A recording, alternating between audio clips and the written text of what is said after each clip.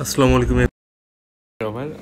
আমরা চলে আসছি, তো আমরা খুব শর্টে দেখে নিব এখানকার যে থিওরিগুলো আছে, দেন আমরা কয়েকটা সিকিউ সলভ করলেই হয়ে যাচ্ছে ভাইয়া আমাদের এখানকার প্রিপারেশন। ঠিক আছে, এখানে আমি খুবই শর্টকাটে যাচ্ছি, এটা মানে খুবই শর্ট লেন্থে যাব, কারণ আধুনিক পদার্থবিজ্ঞানে জাস্ট আমাদের কী কাজে লাগবে জানো?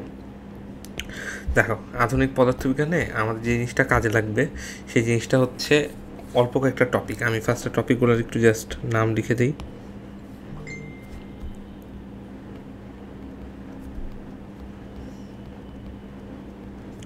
আমাদের মেইন টপিক যেটা থাকবে সেটা হচ্ছে আমাদের ফার্স্ট অফ অল কাজে লাগবে দৈর্ঘ্যের আপেক্ষিকতা,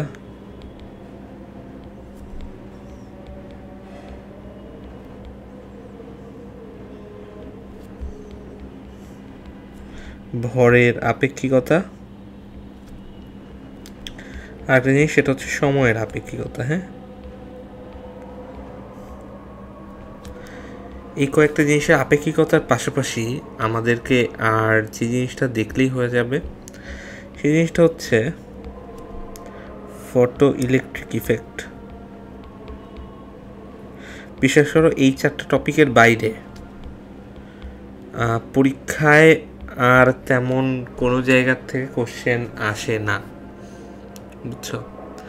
আর কোনো জায়গা থেকে কোশ্চেন আসে না। আর টি ব্রুকলির তরঙ্গ, কণার ভরবেগ, এইগুলা অ্যাকচুয়ালি তোমাদের সিলেবাসে নাই ওরকম।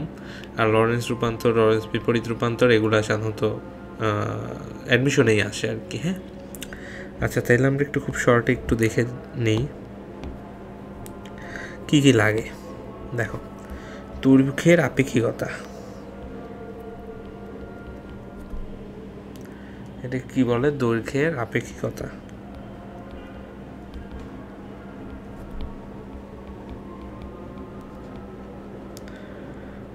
দেখো, কোনো একটা মানে কোনো একটা কি বলে এটাকে, লাঠি বা কোনো একটা বস্তুর দৈর্ঘ্য, তার ফার্স্টে এল ছিল। হ্যাঁ, এল ছিল, এটাকে তুমি মানে ভি প্রাইম, যেটা ভি প্রাইম হচ্ছে অনেক জোরে একটা বেগ, হ্যাঁ, অনেক বড় একটা বেগ, এইটাই তুমি গতিশীল করে দিয়েছ। অ্যান্ড গতিশীল করার পরে তুমি এক্সপেক্ট করতেই পারো যে এটার লেন্থটা একটু হলেও বেড়ে গেছে ভাইয়া। ঠিক আছে, এটা এল প্রাইম হয়ে গেছে, তাহলে অবশ্যই এল প্রাইম ইজ গ্রেটার দেন এল হয়, বা এখানে এল লিখতে পারো, আর আমরা এটাকে এল নট লিখে ফেলি। হ্যাঁ, ধরো এটা একটু কমায় নিই আমরা। ওকে, তাহলে এটাকে আমরা লিখতে পারি এল নট, তাহলে এল ইজ অবশ্যই গ্রেটার দেন এল নট। আর এখানে এল এর সূত্রটা কী হয়? L nought into root over 1 minus V square by C square. আচ্ছা, খুব ভালো কথা, এক সেকেন্ড আমি ইয়েটা করে নিই।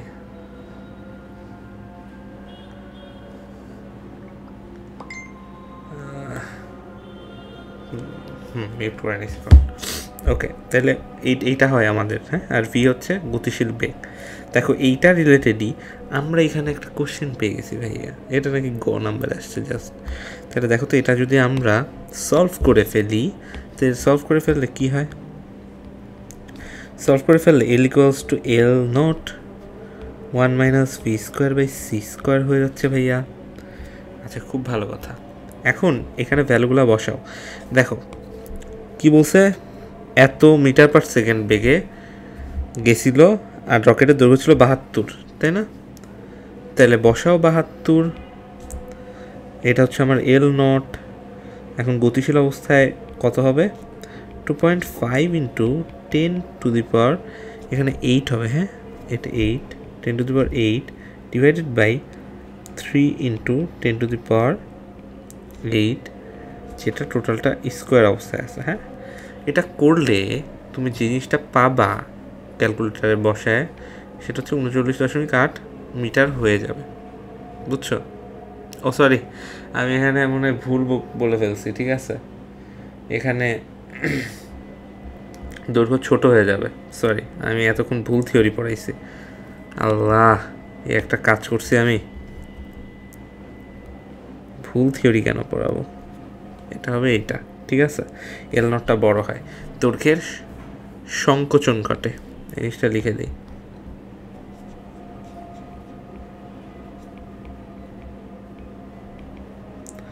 দৈর্ঘ্যের সংকোচন ঘটে, সংকোচন ঘটে দৈর্ঘ্যের আপেক্ষিকতা, এটাই হচ্ছে আমাদের দৈর্ঘ্যের আপেক্ষিকতা, ঠিক আছে। ওকে, এখন এইটা শুধুমাত্র কি, এটা কি বলো তো, শুধুমাত্র গতিশীল কাঠামোতে, হ্যাঁ, শুধুমাত্র গতিশীল কাঠামোর ক্ষেত্রে প্রযোজ্য।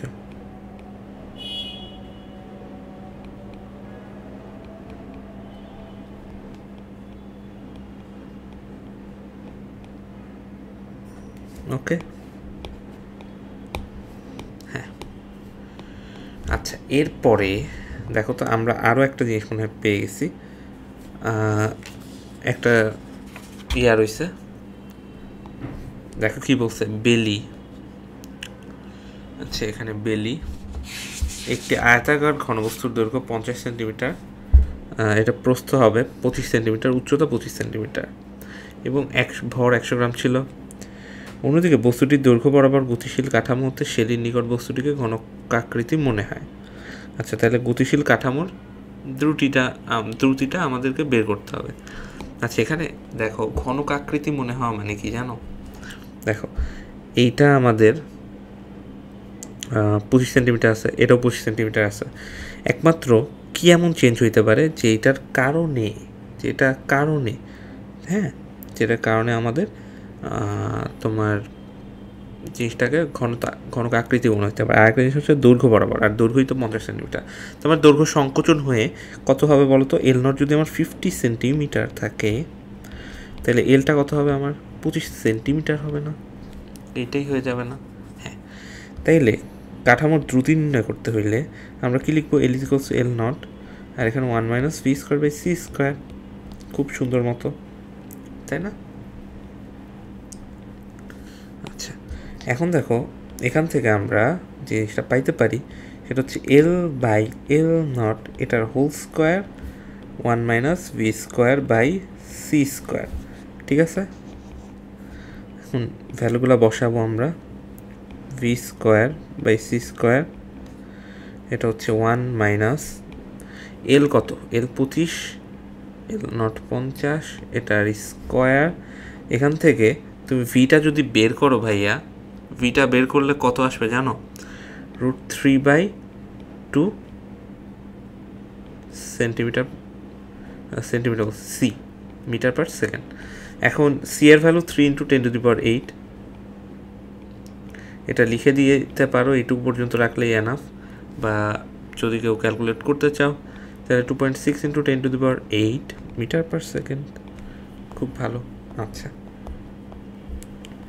এখন ঘনত্বের প্রশ্নটা চলে আসছে, ঠিক আছে, যে কি বেলি ও শেলির নিকট বস্তুটির ঘনত্ব একই হবে কিনা। আচ্ছা, এখন দেখো বেলি কি ছিল, আমরা ইয়াটা আরেকবার পড়ি, স্টিমটা। বেলি একটি আয়তাকার ঘনবস্তুর দৈর্ঘ্য মানে দৈর্ঘ্য 50 সেন্টিমিটার, প্রস্থ 25 সেন্টিমিটার, উচ্চতা 25 সেন্টিমিটার দেখে, ভর দেখে 100 গ্রাম।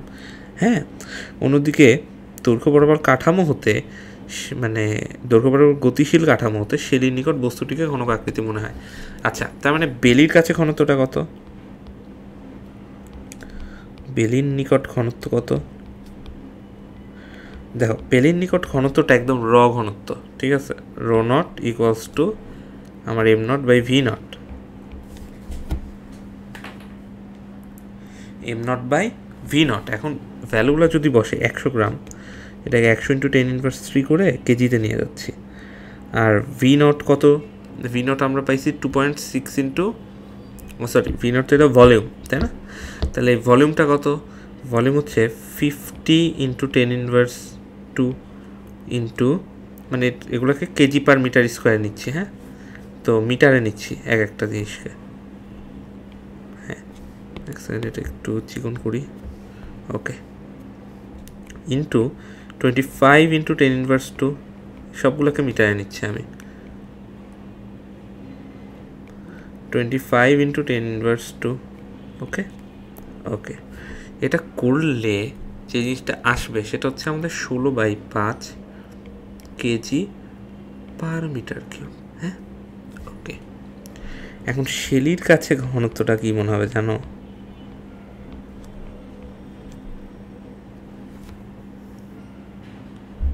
শেলির নিকট ঘনত্বটাকে তুমি এরকম লিখবা, ওর নিকট ঘনত্বের একটা সূত্র ইউজ করে দিবা, জাস্ট এরকমই, ρ0 ডিভাইডেড বাই 1 - v²/c²।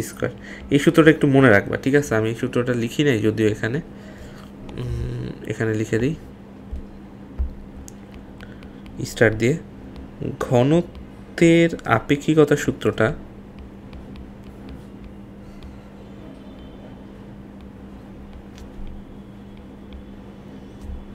কি হবে বলো তো? ρ = ρ0 ডিভাইডেড বাই 1 - v²/c² হবে।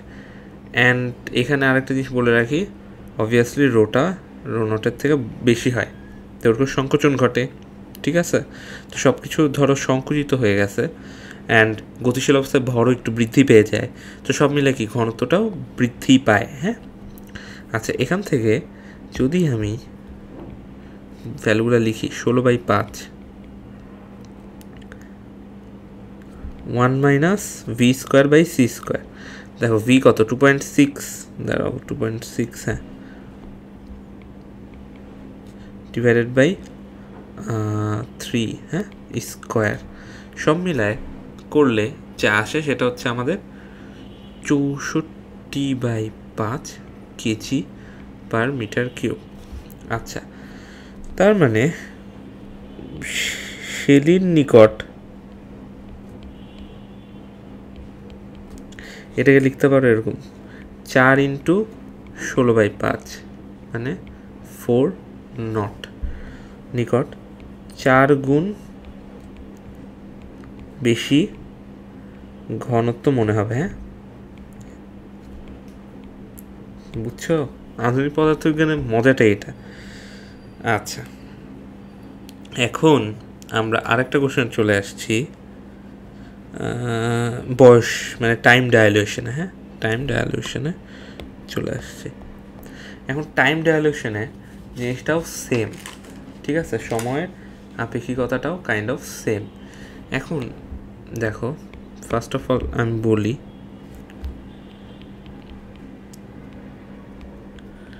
সময়ের আপেক্ষিকতা,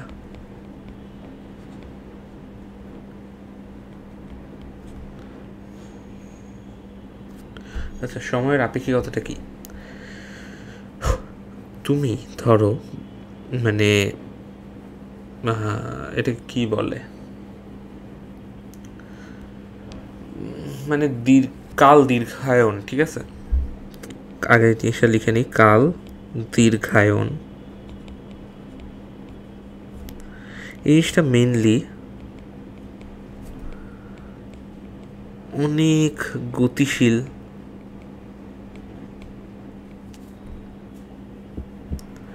কাঠামোতে হয়। হ্যাঁ, কাল দীর্ঘায়ন এই জিনিসটা অনেক গতিশীল কাঠামোর সাথে কানেক্টেড। আচ্ছা, এখন আমি কাল দীর্ঘায়নের সূত্রটা যদি একটু লিখি, টি = আমার T0 ডিভাইডেড বাই √1 - v²/c², ঠিক আছে? T0 হচ্ছে যে কাঠামোতে ঘটনাটা সংঘটিত হচ্ছে, অর্থাৎ বাস্তব কাঠামোর কাহিনী মানে সময়, আর টি হচ্ছে আমার যে কাঠামোতে ঘটনা সংঘটিত হয় তার সাপেক্ষে গতিশীল কাঠামোর পর্যবেক্ষকের সাপেক্ষে পরিমাপকৃত সময়টা, ঠিক আছে? তার মানে ধরা যাক যে পৃথিবীর সাপেক্ষে ধরো বিবেগে কোনো মহাকাশযানে বসে কোনো মানে সময়কাল নির্ণয় করতেছে আর কি, মহাকাশযানে বৈশা 1 মিনিট, তাহলে আমি পৃথিবীতে ওইটা কি করব, 2 মিনিট করব না পরিমাপ? হ্যাঁ, তো জিনিসটা হচ্ছে এরকমই, এটাকে বলে কাল দীর্ঘায়ন। হ্যাঁ, আচ্ছা, এটা আমরা আপাতত এইসব কাল দীর্ঘায়ন এগুলো যদি নাও বুঝি, তাও আমি জাস্ট তোমাকে একটু বলি যে এই জিনিসটা মনে রাখো, তাহলে আমরা ম্যাথ করতে পারবো। ঠিক আছে, তোমাদের আলটিমেটলি এখন A+ আনাটা দরকার। ওকে, দেখো জিনিসটা হচ্ছে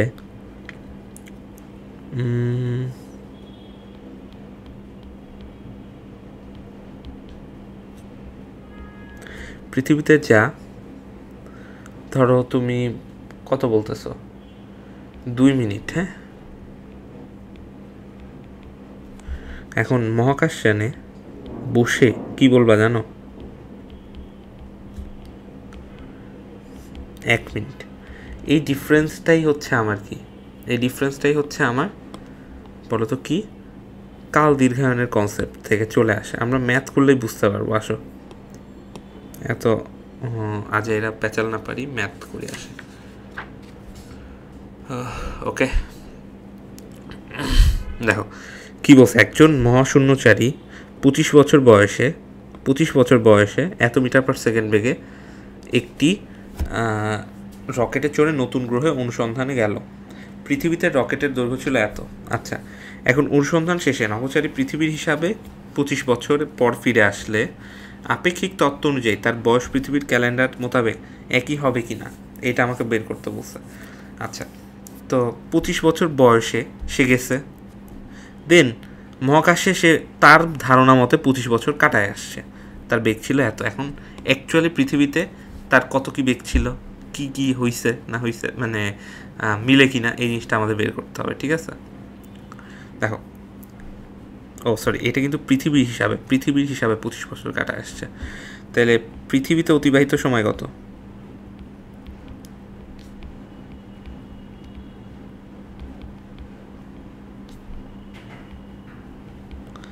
পৃথিবীতে অতিবাহিত সময়টা হচ্ছে তোমার 25 বছর। তোমাদের এখানে একটা জিনিস একটু লিখে দিই, এখানে অনেক কনফিউজ হয় সবাই অনেক সময়। এখানে টিটা কি জানো? টিটা হচ্ছে পৃথিবীর সাপেক্ষে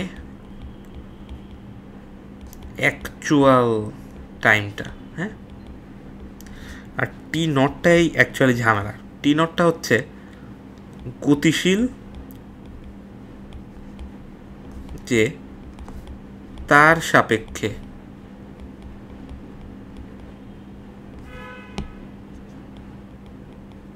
ঠিক আছে, তার সাপেক্ষে। আমি এখানে ডু নট ডিস্টার্ব মোড কি দেওয়া যায়? আচ্ছা, সমস্যা নেই। ওকে, বা ওয়াইফাই অফ করি। ওকে, তো এবার দেখো তোমার টিটা 25 বছর দেয়া আছে। ঠিক আছে, ওকে, তাইলে এখন টি নটটা বের করতে হবে আমার, টি নটটাই তো বের করতে হবে, তাই না? আচ্ছা, তাইলে আমরা সূত্রটা লিখি, টি ইজ ইকুয়ালস টু আমার t nought divided by 1 minus root over 1 by v square minus মানে v square by C square. এখান থেকে টি নটের ভ্যালুটা আসবে 25 ইন্টু 1 মাইনাস এখানে কত 2.5 বাই 3 এটার স্কোয়ার। ঠিক আছে, ওকে, তাহলে টি নটের ভ্যালুটা কত হইল? 13.82 ইয়ার্স।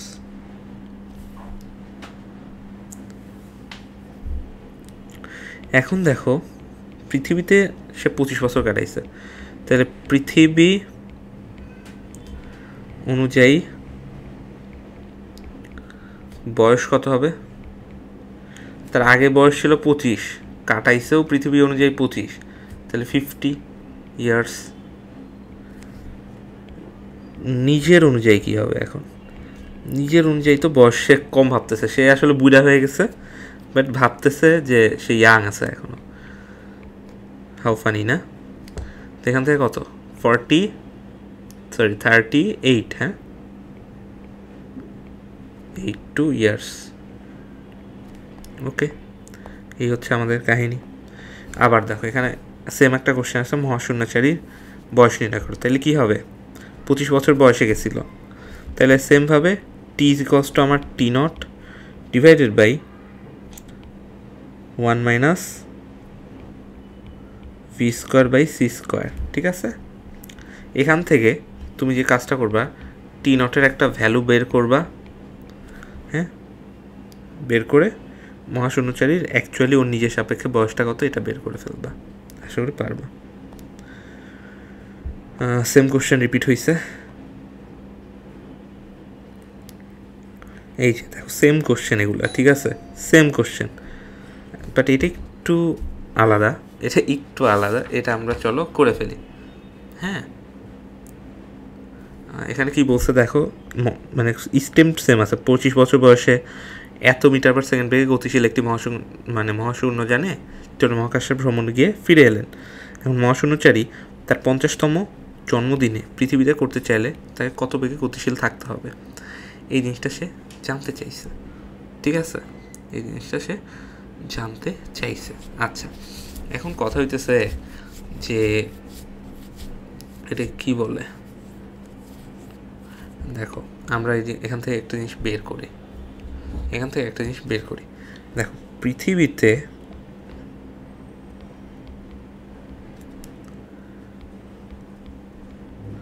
অতিক্রান্ত সময় তাহলে কত হইতে হবে, টি ইজিকলস টু আমার কত হইতে হবে ভাইয়া, টি ইজিকলস টু কত হইতে হবে, 50 বছর হইতে হবে, তাই না? তাইলেই তো আমার মহাশূন্য জানে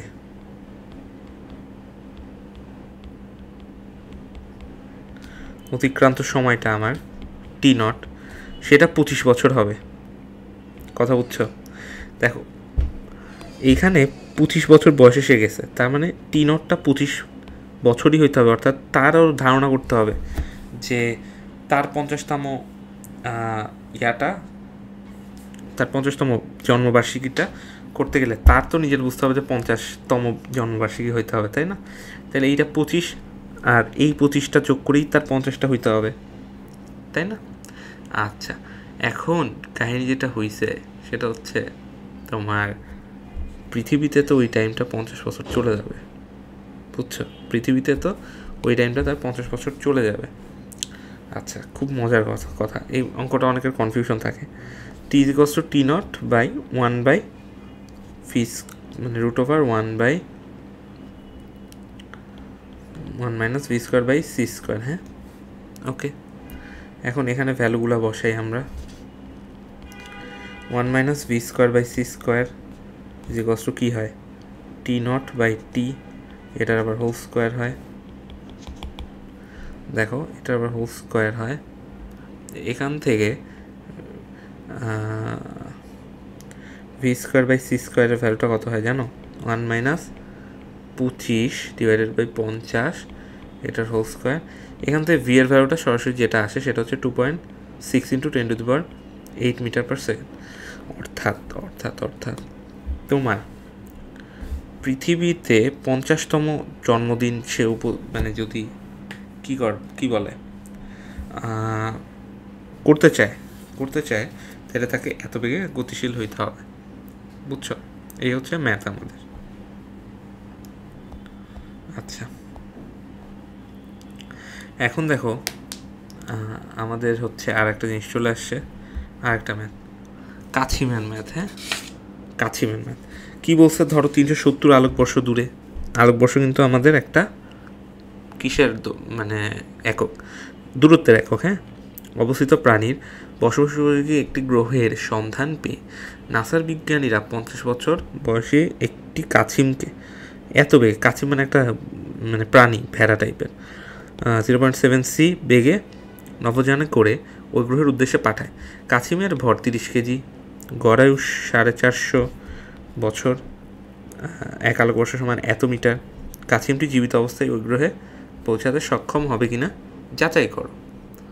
এটা আমাদেরকে বের করতে হবে এখন। বাবারে বাবা, এখন দেখো পৃথিবীর সাপেক্ষে গ্রহে পৌঁছাইতে কতক্ষণ সময় লাগবে,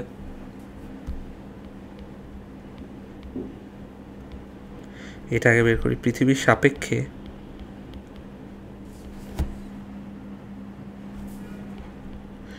গ্রহে পৌঁছাতে সময় কত লাগবে?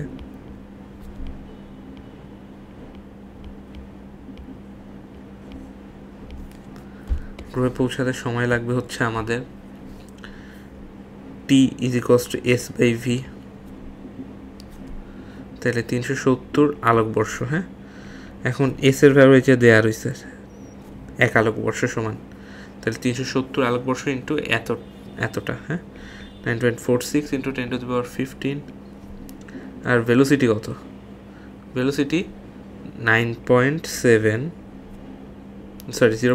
c, তাহলে 0.7 × 3 × 10⁸ মিটার/সেকেন্ড। হ্যাঁ, তো এটা কত হবে? 528.57 ইয়ার্স। এইটা হবে আমাদের। আচ্ছা, এখন এখন এখন এত বছর কি কাছিমটা বাঁচবে? এইটা হচ্ছে প্রশ্ন।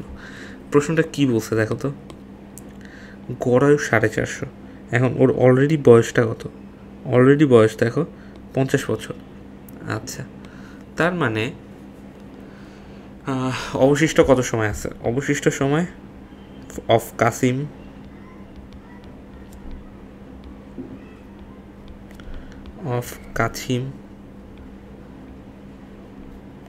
অবশিষ্ট সময় অফ কাছিম আছে টি, ধরো 400 - 50 ইয়ার। এখন এইখানে আসে মডার্ন ফিজিক্সের সৌন্দর্যটা, মানে পৃথিবীর লোকের সাপেক্ষে এখনও 400 ইয়ারই, মানে 400 বছরই ওর হাতে টাইম ছিল। কাসিমের সাপেক্ষেও ধরো যাত্রার ঠিক শুরুর মুহূর্ত পর্যন্ত ওর হাতে আর 400 বছর সময় আছে পৌঁছানোর জন্য। আচ্ছা, এখন এখন এখন লাগে হচ্ছে 528.57 বছর। এখন অনেকে এই পর্যন্ত এসেই বলবে যে না ভাই, ও পৌঁছাইতে পারবে না। কিন্তু ঘটনা হচ্ছে ওর বয়স তো, কাছিমের বয়স তো কাছিমের নিজের বুঝতে হবে যে আমার এত বয়স হয়েছে। এখন কাছিমকে আমরা এমনই গতিশীল অবস্থায় পাঠাবো যেন কাছিম বুঝতেই না পারে যে ওর বয়স অ্যাকচুয়ালি পৃথিবীর সাপেক্ষে এত হয়েছে। ও অন্য কিছু একটা মনে করবে। ঠিক আছে, কাছিম এখন বলবে যে আমি চিরসবুজ হয়ে গিয়েছি, আমার বিয়ের বাজারে দাম অনেক বেড়ে গেছে, আমি চিরসবুজ হয়ে গেছি, আমি সহজে বুড়া হই না। শেষ। ঠিক আছে, কাছিমরে দিয়ে তাহলে এখন জিনিসটাকে একটু ঘুরায় পেঁচায় কাজ করতে হবে। কাছিম আচ্ছা পৃথিবীর সাপেক্ষে তো আর 400 বছর। হ্যাঁ, আমরা টি0টা বের করব। ওকে আমরা গতিশীল করছি অনেক বেগে, তাহলে 1 - 0.7 c/c পুরোটার স্কোয়ার। এখান থেকে হিসাব যদি করো তাহলে পাবা টি0। ভ্যালুটা কত পাবা জানো ভাইয়া? কত? এখান থেকে পাবা 377 ইয়ার্স। ভাই কি হইল এটা? তার মানে কাছিম পৌঁছাবে, আমাদের প্রিয় কাছিম পৌঁছাবে। ঠিক আছে, কাছিমে বুঝতে পারে নাই যে 400 বছর পৃথিবীতে কেটে গেছে, বাট ও কাটাইছে 377 বছর। এই হচ্ছে কথা, বুঝতে পারছো? আর দেখো এখানে লাগতো 528 ইয়ার্স, তার মানে এটা আগেই হয়ে যাবে। ওকে, আচ্ছা আমরা এই ম্যাথটা আগেই করব না, এটাও করব না। আচ্ছা, এই ম্যাথে আসো। এই ম্যাথে আমরা আসবো। এখন আমরা ভরের আপেক্ষিকতায় আসলাম। হ্যাঁ, ভরের আপেক্ষিকতায় আসলাম। এখন ভরের আপেক্ষিকতায়ও সেম জিনিস।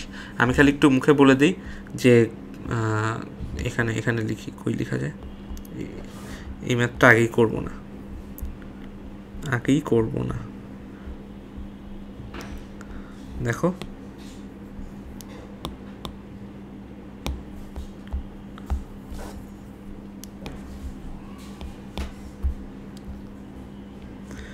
নর্মাল অবস্থায় ভর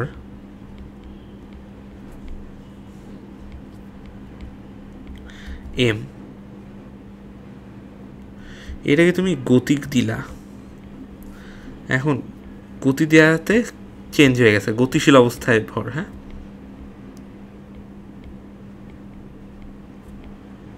গতিশীল অবস্থায় ভরটা কত হবে? m। এটা m0 ধরো আর এটা m ধরো। হ্যাঁ, তাইলে mটা অবভিয়াসলি m0-এর চেয়ে বড় হয়ে যায়।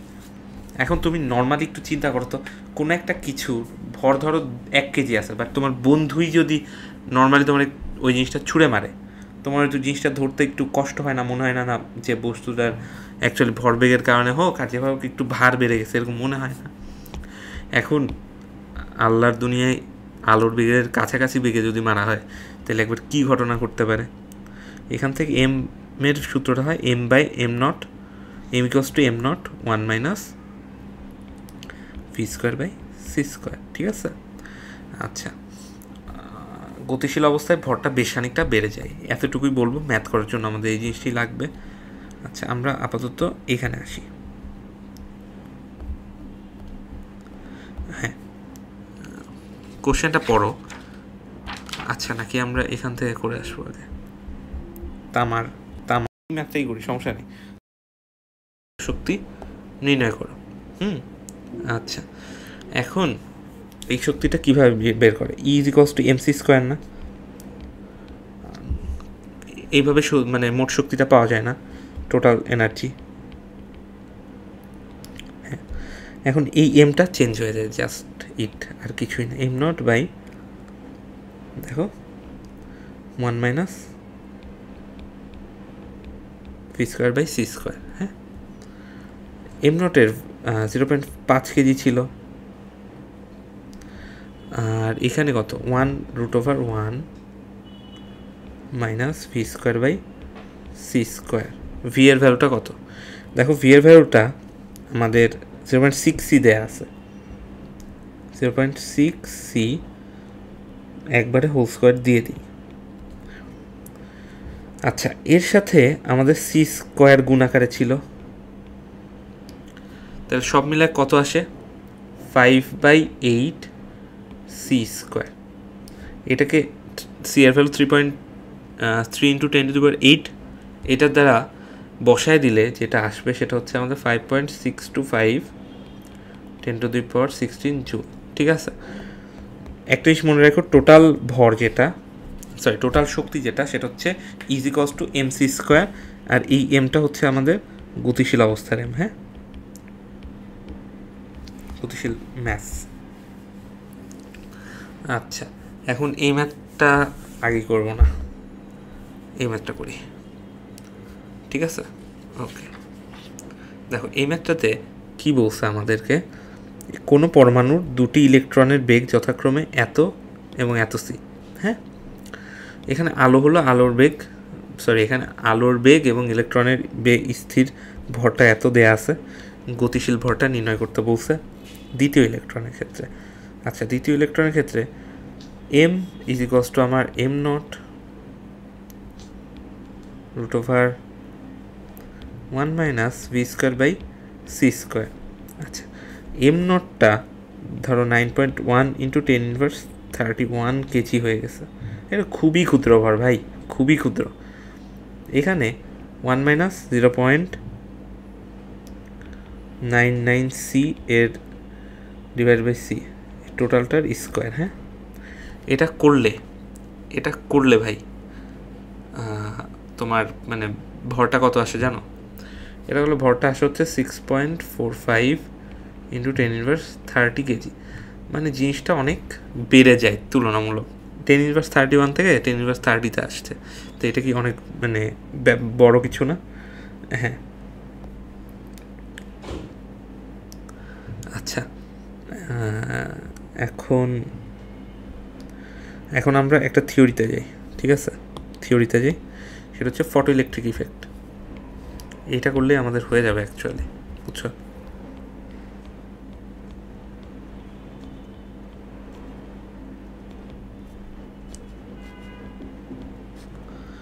Photo electric effect.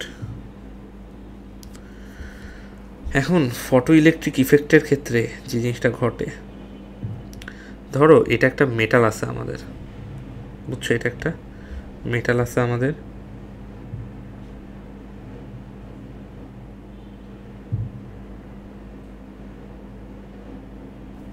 হ্যাঁ। এখন এই মেটালে এই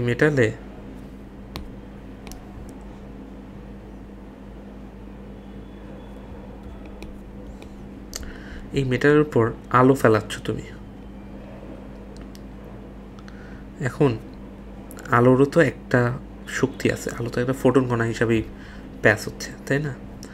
তাইলে জিনিসটা ঘটবে এখান থেকে না, ইলেকট্রন এমিশন হওয়া শুরু করবে, ইলেকট্রন এমিশন হওয়া শুরু করবে, ঠিক আছে? আচ্ছা, এখন এই আমার কথা ভালো মতো শুনে নাও, এই যে সারফেসটা রয়েছে এটার উপরে একটা নির্দিষ্ট ধর এফ নট আচ্ছা এই সারফেসের মধ্যে এফ নট শক্তিসম্পন্ন মানে ফ্রিকোয়েন্সিযুক্ত আলোক কম্পাঙ্ক, মানে আলোক কণা পড়লেই এখান থেকে ইলেকট্রন ইমিশন হওয়া শুরু করে, ঠিক আছে? আর তুমি যদি এফ ফালাও, যেটা তোমার এফ নটের চেয়ে বড় হয়, সেই ক্ষেত্রে ইলেকট্রন কী লাভ করে জানো? ইলেকট্রন ডেভেলপস কাইনেটিক এনার্জি, মানে ইলেকট্রন একটা কাইনেটিক এনার্জি পাওয়া যায়। অর্থাৎ তোমার প্রয়োজন একটা জিনিস, তার থেকে তুমি বেশি দিছ, তাহলে কী হবে? ওই শক্তি অপচয় হবে না, ওই ইলেকট্রন ওই কাইনেটিক এনার্জি হিসাবে ওটা বের করে দিবে, সোজা হিসাব। তাহলে এখান থেকে জিনিসটা আমরা লিখে ফেলতে পারি ভাই, জিনিসটা আমরা লিখে ফেলতে পারি, সেটা আমরা এখন করব। ওকে, এক সেকেন্ড, আমার কন্টেন্ট একটু বেঁকে গেছে, ঠিক করে নেই, ওয়েট।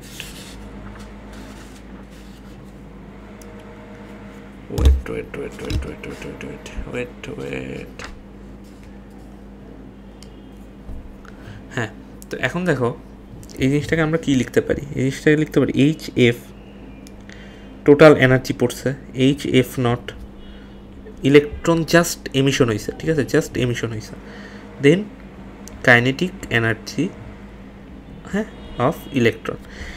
এখন এই জিনিসটাকে কীভাবে লেখা যায় জানো? এইচ এফ, বা এটাকে ধরো ই লিখলাম, এটাকে ই নট বা ফাই দিয়ে লিখে, এটাকে বলো ওয়ার্ক ফাংশন,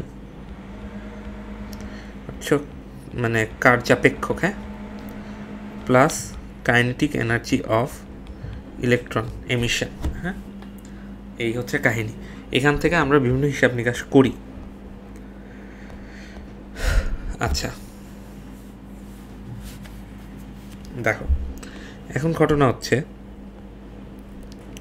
আচ্ছা আমি বুঝলাম না এখানে জিনিসটা চেঞ্জ হয়ে গেল কিভাবে, সমস্যা নেই। সিজিয়াম ধাতুর পাতে এত মিটার তরঙ্গদৈর্ঘ্যে আলো আপতিত করে ফটো ইলেকট্রিক ক্রিয়ার পরীক্ষা পরিচালনা করছে। নিবৃত্তি বিভব, নিবৃত্তি বিভবটা কি? নিবৃত্তি বিভবটা হচ্ছে তোমার, এটা কি বলে, ওয়ার্ক ফাংশন, ঠিক আছে? নিবৃত্তি বিভবটাই তো ওয়ার্ক ফাংশন নাকি? না, নিবৃত্তি বিভবটা আলাদা, ওয়েট। আর পরবর্তীতে এত মিটার তরঙ্গদৈর্ঘ্যে সবুজ আলো ব্যবহার করে, ওয়েট আমি বলতেছি, বাংলা টার্মে আমি গুলাই গেছে, দেওয়া আছে ইলেকট্রনের ভর এত, ঠিক আছে? আচ্ছা বুঝতে পারছি এখানে কাহিনী হয়েছে। দেখো, first of all mass of electron এটা কত? 9.1 × 10⁻31, এটা একটু লিখে রাখো। আচ্ছা, এখন তোমাকে চাইছে কি, চাইছেটা কি, যে তোমার মানে সবুজ আলো এইটা ব্যবহার করার ফলে ফটো ইলেকট্রিক ক্রিয়েট হবে কি না। আচ্ছা, তো ল্যামডা যেটা ফার্স্টে ইউজ করছো সেটা কি 4.5 × 10⁻7 মিটার।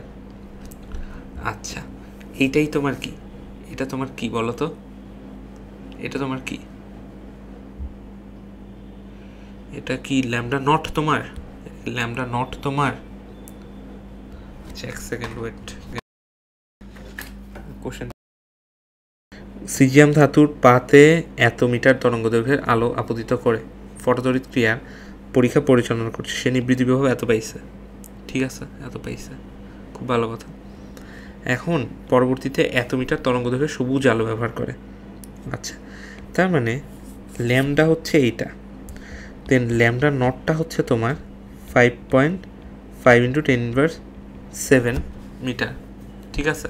আমি যদি কোশ্চেনটা আগে একটু লিখি, এটা হচ্ছে hc/λ = hc/λ নট, মানে hf = hf নট লিখছি।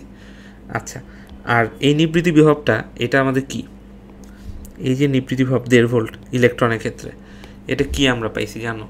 এই জিনিসটা পাইছি হচ্ছে আমরা এটা কি বলে ভাই, আমার মনে আসতেছে, মানে কাইনেটিক এনার্জি হিসাবে এটা হবে যে ইলেকট্রোভোল্ট।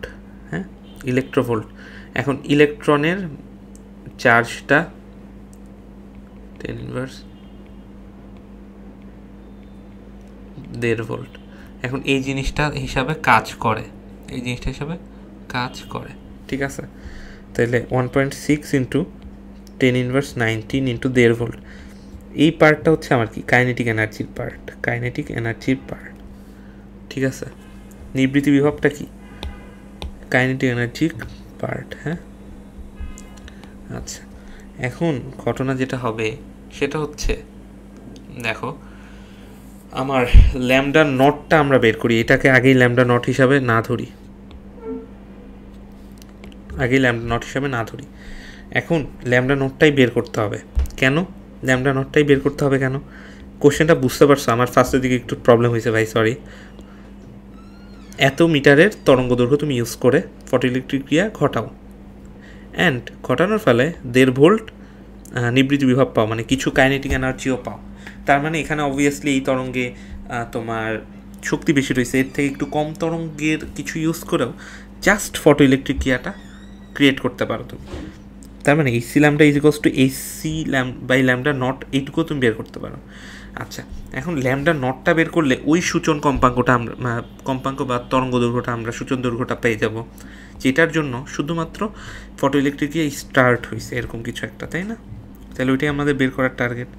আচ্ছা, এখন এই পার্টটাতে আসো, h c 1/λ minus 1/λ nought is equals to আমার এইটুকুতে হিসাব করলে কি আসে?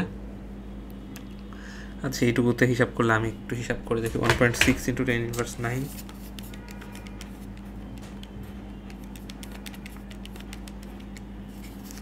2.4 ইন্টু 10 ইনভার্স 90। আচ্ছা, এখন 1/λ মাইনাস 1/λ নটটা কি? অ্যান্সার ইন্টু অ্যান্সার ভাগ 6.36 into 10 inverse 34 into 3 into 10 to the power 8। এটা কি হয়? 1.2 ইন্টু 10 টু দি পাওয়ার 6। হ্যাঁ, এরকম চলে আসে।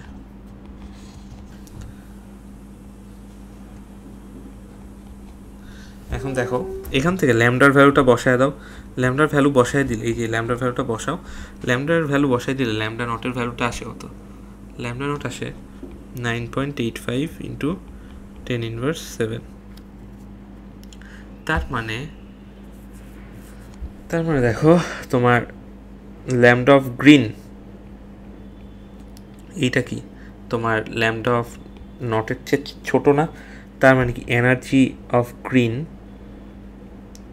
বেশি ই নট সূচন বা ওয়ার্ক ফাংশনের থেকে বেশি। তার মানে এইটা ঘটবে, ফটোইলেকট্রিক ক্রিয়া ঘটাবে, ঠিক আছে? ফটোইলেকট্রিক ক্রিয়ার আমার মনে হয় না আর তেমন কোনো ম্যাথ ওরকমভাবে আছে, ঠিক আছে? আচ্ছা, এই ম্যাথটা একটু জাস্ট করে দিই আমি, তাইলে হয়ে যাবে।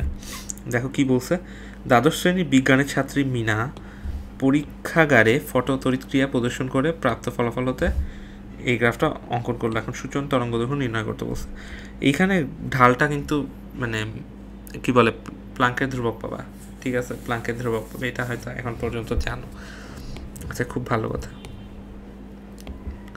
এখন দেখো এফটা কি, এখানে এফটা দেয়া আছে 8.15 into 10 to the power 14 hertz. হ্যাঁ, সূচন তরঙ্গ দৈর্ঘ্যটা নির্ণয় করতে বলছে। আচ্ছা, এখন 1.4 ইলেকট্রোভোল্ট, 1.4 ইলেকট্রোভোল্ট এই জিনিসটা কি? এটা কে ম্যাক্স। তাহলে কে max kinetic energy part 1.4 electronvolt 1.6 into 10 inverse 90। এটা করলে কত আসে? এটা করলে আসে 2.24 ইন্টু 10 ইনভার্স 19 জুল, ঠিক আছে? ওকে, আচ্ছা, এখন আসো মেইন খেলায়। এখন হচ্ছে মেইন খেলা। এখন আমরা জানি HF equals to HF not plus KE max, ঠিক আছে? তাহলে HFটা কত? HFটা কত 6.626 6.636 সরি, এই প্লাঙ্কের ধ্রুবক আমি ভুলে গেছি, 6.63, হ্যাঁ 6.3 ইন্টু 10 ইনভার্স 34। এফটা কত, এফটা ইউজ করা হয়েছে 8 ইন্টু মানে 8.5 ইন্টু 10⁻14। আচ্ছা এখন এইচের ভ্যালুটা বসাই, 6.63 ইন্টু 10⁻−34। এফ নটটা বের করবো, আর এটা 2.24 ইন্টু 10 ইনভার্স 19। হ্যাঁ, এখন দেখো এফ নটের ভ্যালুটা কত। এফ নটের ভ্যালু তোমার এফ নটের ভ্যালুটা কত আসে, এফ নটের ভ্যালুটা কত আসে, এক সেকেন্ড ওয়েট, আমি এটা বের করে দেখি। 2.24 ইন্টু 10 ইনভার্স 19 প্লাস 6, আচ্ছা প্লাস না মাইনাস,